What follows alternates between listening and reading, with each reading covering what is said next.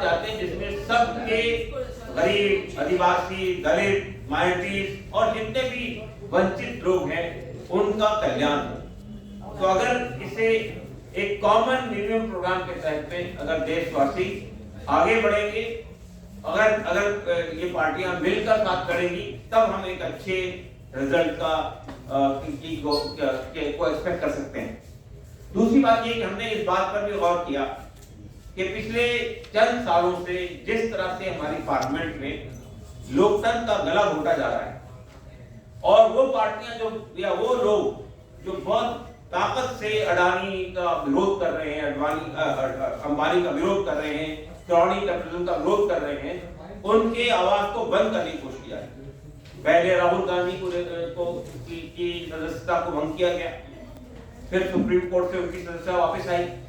फिर हम देखते हैं कि आम आदमी पार्टी के 2 member of parliament Sanjay Singh और रघु जड्डा, उनको निलंबित किया गया। फिर अब रिसेंटली आप जानते हैं कि महुआ विधवा को, जो कि बहुत ही वोकल फेस था पार्लियामेंट, जो बहुत ताकत से बात को उठा रही थी, यहाँ की यानी अडानी के साथ जो कुछ डीलिंग हो रही है उसके क्षेत्र में,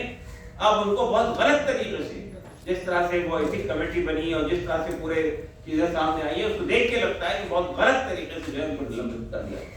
इसी दरमियान में हम देखते हैं कि बीजेपी के जो लोगों ने जो अभद्र भाषा का इस्तेमाल किया है पार्लियामेंट के अंदर में, दानिश अली के खिलाफ जिस तरह से सुरेश रमेश बिदोरी ने बात कही है, उनके खिलाफ कोई कार्रवाई नहीं की गई।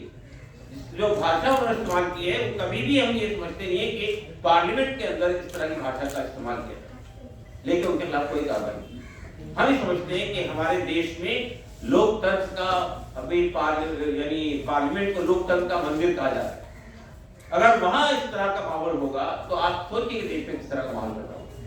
तो ये दूसरी बात है जो हम समझते हैं कि जिस पर हमको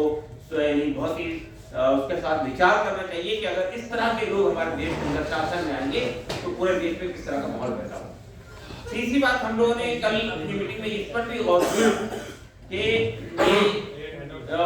जो अभी फिलिस्तीन में जो संघर्ष चल रहा है हमास के खिलाफ में या फिलिस्तीन के लोगों के खिलाफ में, इसराइल जिस तरह का टेक्नोलॉजी का इस्तेमाल कर रहा है, जिस तरह वहाँ के बच्चों पर, वहाँ की महिलाओं पर, वहाँ के अस्पतालों पर, वहाँ के एजुकेशन इंस्टीट्यूशन बॉम्बार्डमेंट हो रहा है, और फिर जिस तरह वेस्टर्न कंट्रीज, अमेरिका, यूरोप के कंट्रीज जो है